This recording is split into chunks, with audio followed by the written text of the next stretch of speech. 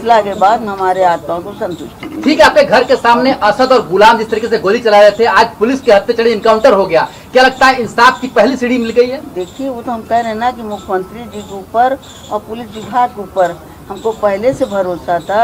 अब वो भरोसा आज मुझको दिखाई दिया कि मेरे बेटे के 2 हत्यारे मारे गए। आगे आप क्या चाहती हैं, किसका एनकाउंटर देखना चाहती हैं? देखिए बेटा, यही है कि जो भी आज पुलिस प्रशासन ने किया है और ऊपर मुख्यमंत्री जी का आदेश था, बस इसी तरह ये करते रहे, हमारे आत्मा को संतुष्टि। माता जी, अतीक को लेकर क्या चाहती हैं? अतीक और जो अशरत है उसको लेकर क्या चाहती हैं आप? देखिए, अभी हमने कोर्ट का सुना है, उसको जो है तो पुलिस रिमांड पे ली है। अब वो जब रिमांड पे ले चुकी है तो जितना होगा अपने कानूनी कार्रवाई से उनसे पूछताछ करेंगे। उसके बाद वो जो बयान देगा, अगर कसूरमंद होंगे तो उनको अदालत सजा देगी, अगर कानूनमंद नहीं होगा तो बरी रहेंगे। तो माता जी, आपको लगता है एनकाउंटर जो है वो उमेश जी के लिए सच्ची श्रद्धांजलि होगी? देखिए बेटा, जिसने मेरे बेटे को खरेआम गोली यहाँ से मारी है और हम लोग देख रहे हैं, जो पीछे गनर बैठा गाड़ी से उतर नहीं पाया, उसको इसने राइफल से मारा था।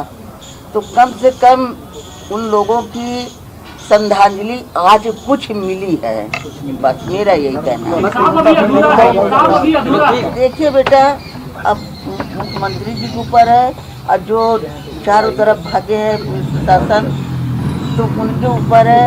जितना मेहनत करते हैं उनका मेहनत सफल होगा। योगी जी ने कहा था कि इस माफिया को मिट्टी में मिला देंगे, तो क्या लगता है मिट्टी मिलाने का काम शुरू हो गया? देखिए बेटा, ये 2 काउंटर हुए हैं, तो ये तो पाप किए थे, पाप के भागी थे, उसका सजा इनको आज मिला है। तो क्या लगता है अतीक को सजा मिलेगी? और भी शूटर है, अभी साइस्ता परवीन है, 4 और भी लोग हैं। देखिए बेटा, जो हैं तो धीमे धीमे हमने यही कहा था ना उनको कि देर प्रशासन जानेगी भैया, देर है अंधेर नहीं है। जो मुख्यमंत्री जी या पुलिस विभाग कर रही है वो अपना काम करेंगी, हमको मात्र फैसले का। तो अतीक को भी सजा मिलेगी, पूरी उम्मीद है आपको? अब देखिए बेटा, अभी तो वो रिमांड पे है, आगे क्या होता है। ठीक है,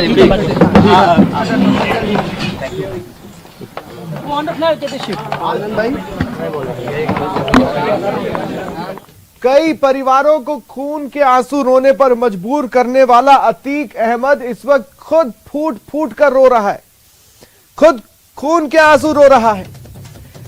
देखिए, उसे पेशी के लिए प्रयागराज में कोर्ट में लाया गया। पेशी कितने बजे होनी है? चलो उठो, अब तुम्हें जज साहब के सामने ले जाएंगे। इस समाचार का वो इंतजार कर रहा था, लेकिन उस तक पहुंची उसके बेटे की मौत की खबर, उस तक पहुंची उसके बेटे के एनकाउंटर की खबर, जिसके बाद वो फूट फूट कर रोया। वही चाहता था उसका बेटा इस हत्याकांड में शामिल हो। उसका बेटा हत्याकांड में शामिल हुआ, फिर एसटीएफ उसके पीछे पड़ी, ढूंढा। जब एसटीएफ पर उसने हमला किया तो जवाबी कार्रवाई में उसे ढेर कर दिया गया। ये खबर अतीक अहमद तक पहुंची और ये सुनते ही अतीक अहमद के आंसू निकल आए। वो फूट फूट कर रोने लगा। संभवतः अब उसे अपना एक एक पाप याद आ रहा होगा। कई परिवारों को उसने रोने पर मजबूर किया है, कई परिवारों को उसने खून के घूंट पीने पर मजबूर किया है, और आज उस तक ये इंफॉर्मेशन पहुंची है कि उसके बेटे का एनकाउंटर कर दिया गया है। उसके बाद निकलकर बाहर असद ने कवर किया था और कवर करते हुए तब तक उमेश पाल को गोलियां मारी थी जब तक वो इंश्योर नहीं हो गया कि उमेश पाल की मौत नहीं हो गई। तो इस मामले में असद को पहले बाहर नहीं आना था, लेकिन वो उसने कवर किया और उसने तब तक घटना को अंजाम दिया। तो ये कह सकते हैं कि ये बड़ी कार्रवाई है। और उमेश पाल की पत्नी जयपाल और उनकी मां भी लगातार सरकार से यही मांग कर रही थी कि माफिया को मिट्टी में मिलाया जाए और इसी तरह से इनकाउंटर हो जिस तरह से उनके बेटे को गोलियों से भूना गया है। तो शायद है कि आज उस परिवार को भी काफी सुकून मिल रहा होगा। और आज जो है जिस तरह से इनकाउंटर में मारा गया है, तो ये अपने आप में बड़ी कार्रवाई है। जी